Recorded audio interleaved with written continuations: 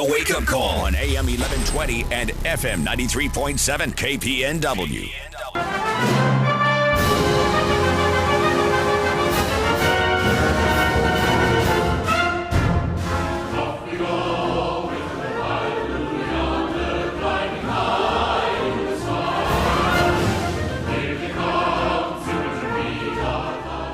Hey, Honor Flight in the studio, taking over.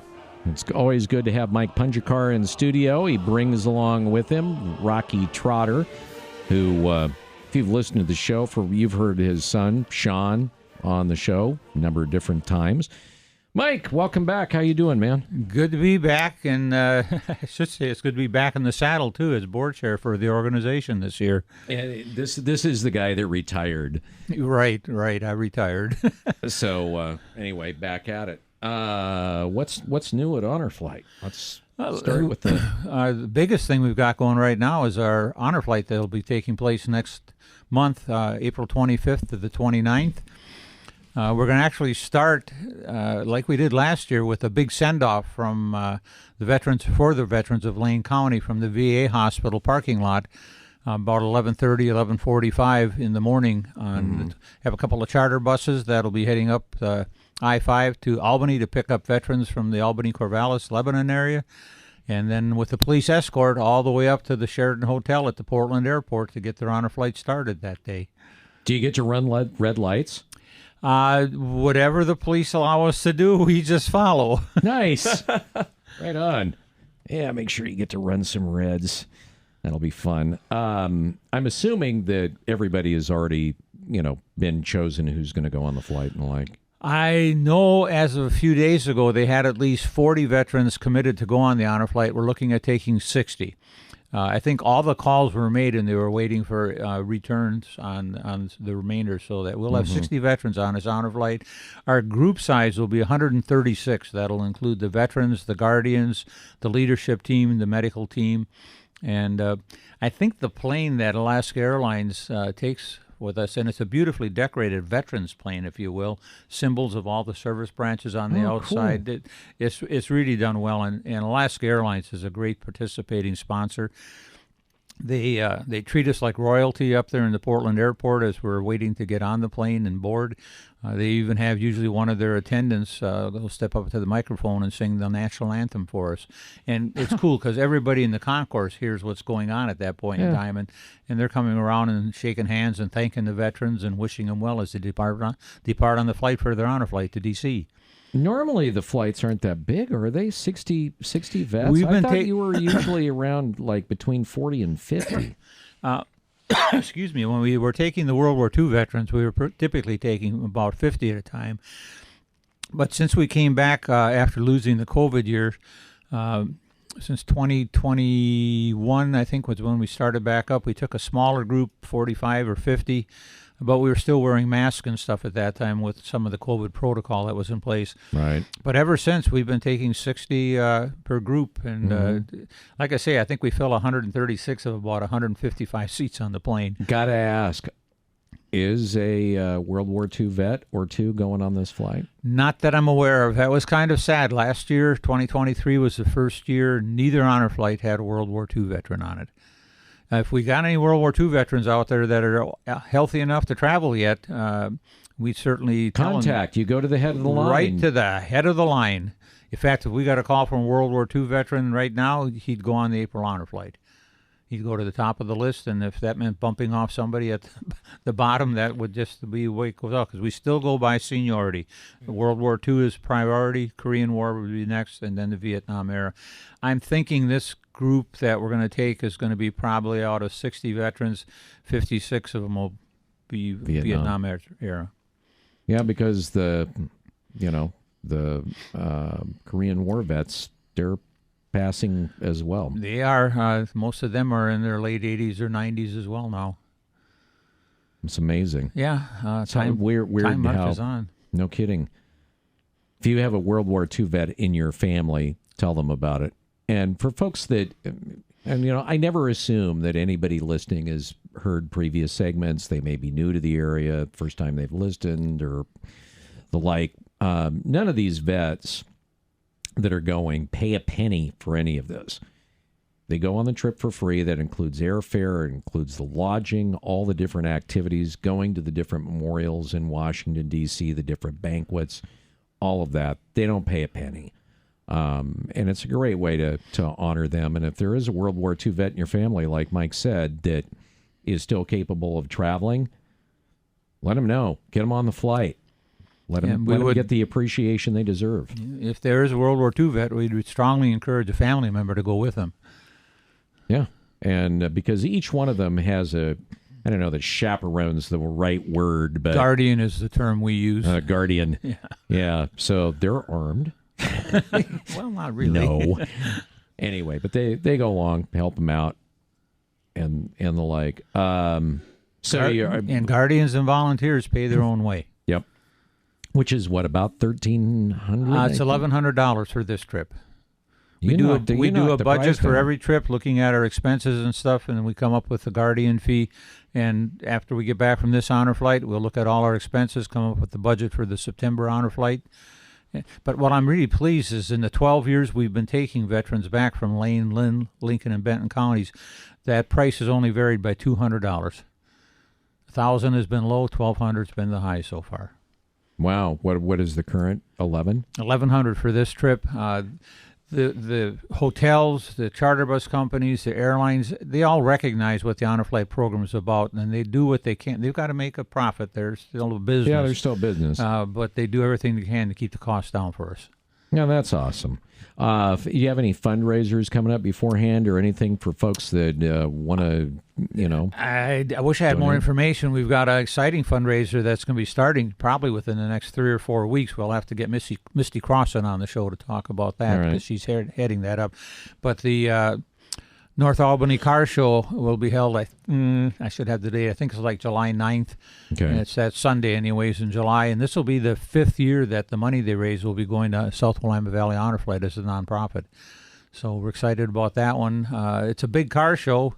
Any car show buffs would get that date on their calendar. And if they've got cars to enter, we've got our first organizational meeting for this car show next Tuesday up in Albany. So there'll be more news coming out about that. All right.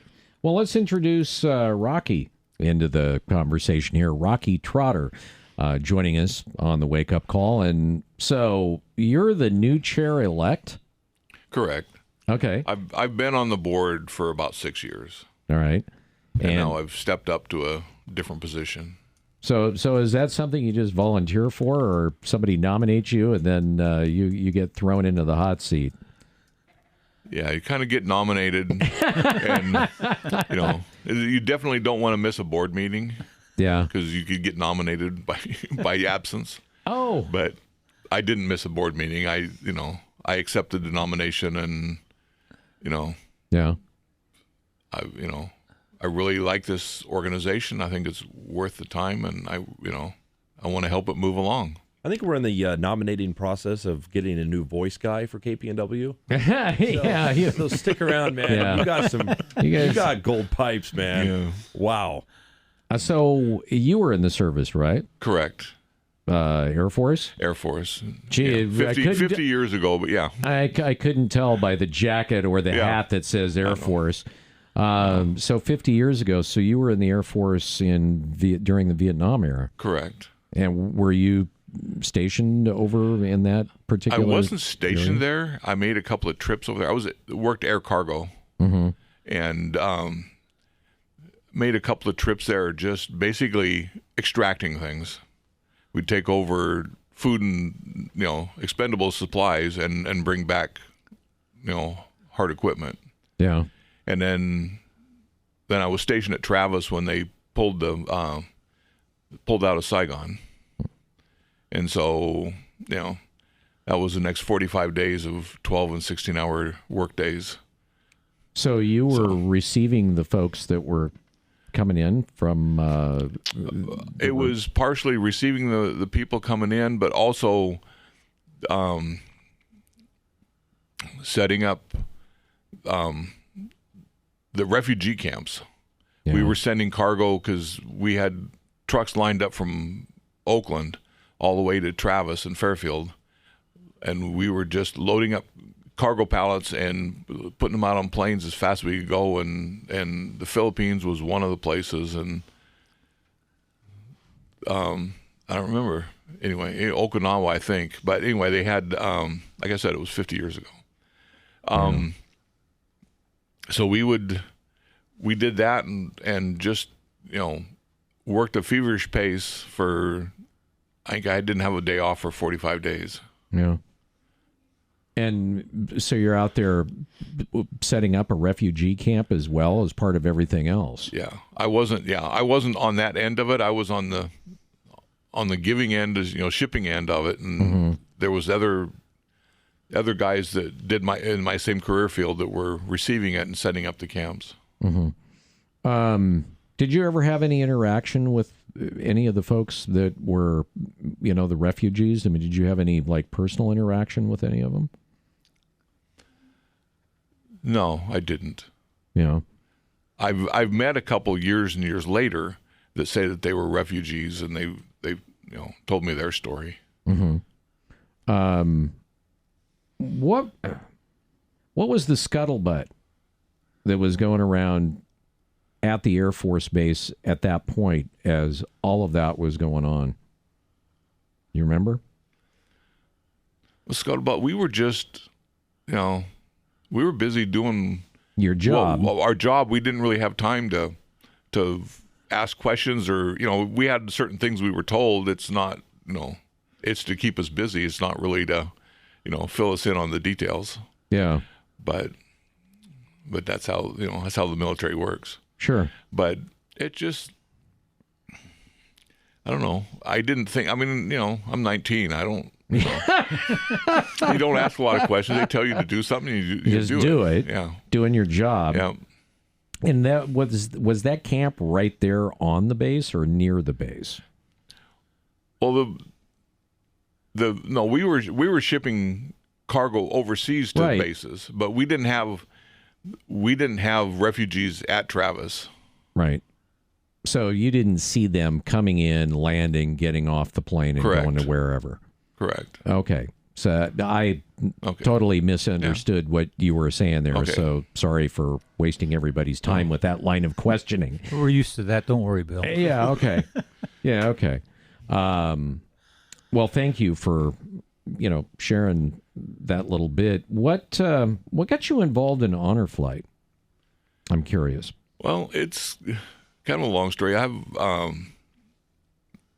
Sean has a twin brother that's in Iowa, and he was invited to be a guardian on an honor flight trip in about 2010, I think, and it was a one-day trip from Iowa. And he had a friend that was a World War II vet, and he asked him to go along as his guardian. And so he was excited about it, and he was telling me all about it. So when I heard Mike on the radio in 2012 and setting up for his very first fundraiser, I went to the fundraiser and made a donation. And asked Mike at that time if they needed guardians, and he said that when they needed guardians, it was mostly family members. And so I just, I didn't pursue it after that. And then I wound up getting involved in 2015 on my first trip. And but Sean had been on a trip in 2013. And then that's when they did their first documentary. And Sean has pretty much been a serial assistant guardian for a number of years. Sean has been a big part of our organization. His current position is Flight Operations Director, so he oversees the organization of the honor flights now, going back to D.C. Way to go, Sean. Handles the logistics. I was fortunate to be able to help him and assist him in working with the hotel contracts, the sponsorship agreement with Alaska Airlines. But he's handling the logistics. He's actually going to be leading this honor flight in April, like he did both honor flights last year. And he's training another individual who will lead the honor flight in September. So one of the things we're doing as an organization right now is looking at cross-training various people, so if something happens, we don't lose everything. Right. That's why we've got, I'm board chair, but we've got a chair-elect who will be taking over next year. And so we want to keep our organization alive and growing. This year, one of the things we're doing is we're building committees. and looking for volunteers. And you don't have to have been on an honor flight to be a volunteer to help the organization. But we've got, we're organizing fundraising committees, logistics committees, finance committees, etc. We'll have board members involved in maybe chairing or participating on that committee, but just volunteers from the community coming in and with their backgrounds and stuff and assisting us to keep the organization going, to help do the work of the organization that we need to have done, particularly in fundraising efforts, because the money we raise goes to paying the cost of the veterans to get them back on their honor flights. Right. And you guys are all volunteers. All volunteers. There are no paid positions. By the way, that's Southwest Honor Flight, SW. South Willamette Valley South Honor Willamette, Flight. Southwest. South Willamette Honor Flight. What is, if there's one story, because you've done this from the very beginning. 12 years now. Yeah. 12 years. What is one story on one flight that stands out to you as like the moment? Oh, Lordy, there's been so many. First one that just jumped in my head, I think it was on a 2014 honor flight. We were at the Iwo Jima, the Marine Corps Memorial, back in D.C., and I was busy trying to make sure everybody was getting ready to get back on the buses because we were heading for dinner from there. And somebody asked me if I noticed an individual standing by himself, and I said no. And they said, you might want to go over and check on him. And his first name was Jerry, and he was from Florence, and he was a Marine Corps veteran, World War II. And when I walked up to him, he was looking up at the statues there, the Marines holding the flag, and then looking down and looking up again. And finally I said, Jerry, are you okay? And he turned around and looked at me, and he said, no, I'm not. And I said, what's going on? He said, you see those statues? He says, I knew 3 of those guys that raised that flag. And he said, none of them made it off the island alive. He says, when the Life magazine article came out with that flag-raising picture on it, and all of America thought we had won the battle. He said, the battle had just started at that point in time. He said, it went on for weeks yet. He said, it was such a horrendous situation. He said, no matter what you read about, no matter what you've seen about Iwo Jima, he said, it was worse. He said, it was just hell on earth. And he opened up and he said, can I tell you something that I've never told anybody before? I said, yeah, go ahead. And he said, the only reason I'm still here today and I've been living with this guilt, he said, for almost 50 years, he said, I hid behind the only cover I had. I said, yeah. He says, I was hiding behind the bodies of dead Marines on shore. He said, because that was the only cover on the beach. And he said, finally, some sergeant or officer said, you know, you're either going to die here or die inland. Let's get your butts off and get inland. And he said, I went inland and I survived. He said, but he said, what we went through and some of the things that we did as Marines because of the hate for the Japanese and what we saw them doing to our brother Marines, he said, it's just a guilt that I've carried for all these years. And he said, but you know what? He says, I said, standing here and seeing this now and sharing this, he said, I think I can let go of it finally after all these years. That stuck with me forever. He had to have been in his late 80s at that point. He was probably late 80s, maybe 90. It's a long time to carry that. It reminded me of the movie Saving Private Ryan. Mm-hmm. I think he was an Army veteran that opens up. He's at the cemetery there in Normandy, and how he closes with, that he lived with that for all those years. And that's what we've seen with so many of these veterans. And again, my closest contact was with World War II veterans because that was my dad's experience in World War II as a radio operator on a B-17 with the Air Force. But the stories they shared, and I don't care if it's World War II, Korea, Vietnam, or what's going on today. Our veterans that see this action and see the horror of combat and stuff, they all experience things that they just carry the rest of their lives. Yeah, I think the most, and you've brought a variety of vets in that have done so many different things. I remember being fascinated by the guy that was there where the Berlin Wall was built prior to the Berlin Wall going in, when it was just a line painted on the ground. Mm-hmm. And then all of a sudden, later on, the Russians put in a fence, and then it became razor wire. And him being there. I remember finding that fascinating. But the one guy that I never will forget was the gentleman who was at Chosun Reservoir. Oh my gosh, yeah. In Korea. That story was, I don't even know how to describe it. No. I did, but all of us are sitting here as this guy's telling this. I mean, all of us are in tears. Yeah, I remember that. It was like, oh my God. And that was the first time he had ever opened up and shared that story right here on the air.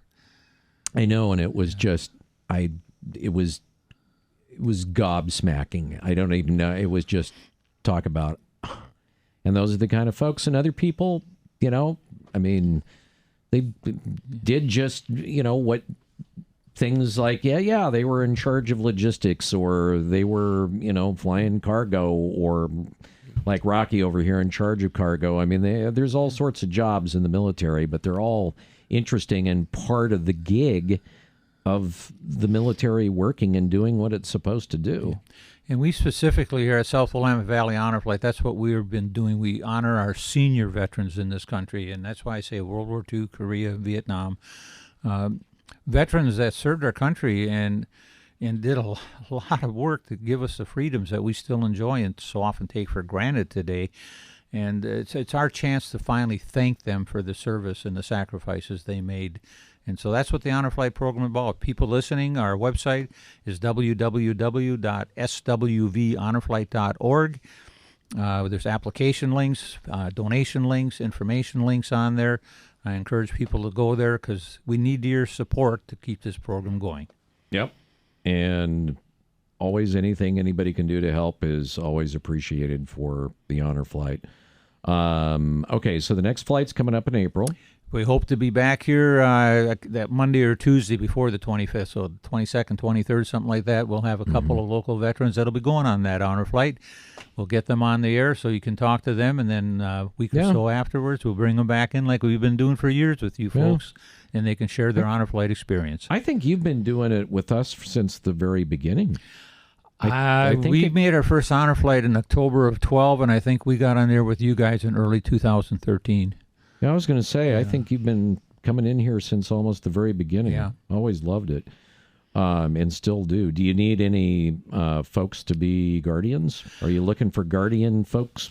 I'll be honest, as board chair, I've got a lot of things I'm doing, but we let the people that are in charge of their areas do their work, so I'm really not sure what the need is right now. Okay.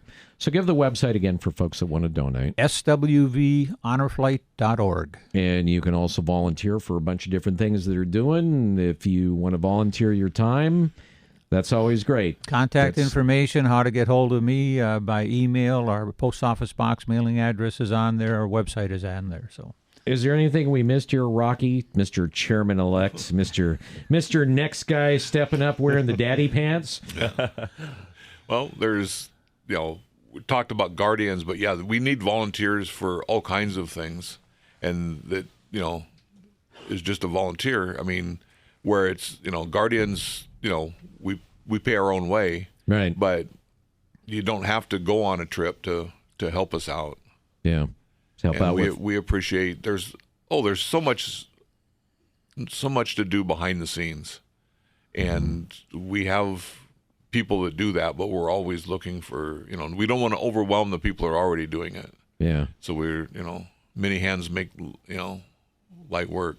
Right. And we're looking for that, but it's, it's always exciting to go, and it's exciting to see the send off at the VA clinic, and it's to see all the people that show up for that. All right. So. Well, Rocky, thanks for coming in. Mike, always a pleasure to see you. We'll look forward to seeing you here before too awful long with a couple of vets that you're going to be taking along on the next trip. Look forward to getting back on the air with you guys. All right. Sounds good. South Willamette Valley Honor Flight in the studio. It is News Radio 1120 KPNW. That's pretty much a wrap for us. Weekend coming up, of course. Going to be beautiful weather. Highs expected to be right around 70 Saturday and Sunday, even into Monday, and overnight lows, low 40s. Anyway, have a good one, and look forward to seeing you then. Markley, Van Camp, and Robbins coming up next, followed by Lars Larson at noon here on KPNW. Any final thoughts there, G? Have a good weekend. St. Patty's Day on Sunday, so make sure you got your green on in your green beverages if you're participating. No. No? Not a splash of green in there? No. Okay. The beer? Okay. Okay, beer. Go with that. Okay. Sounds good. All right, we'll see you back here on Monday. Enjoy the rest of your weekend. It is News Radio 1120 KPNW.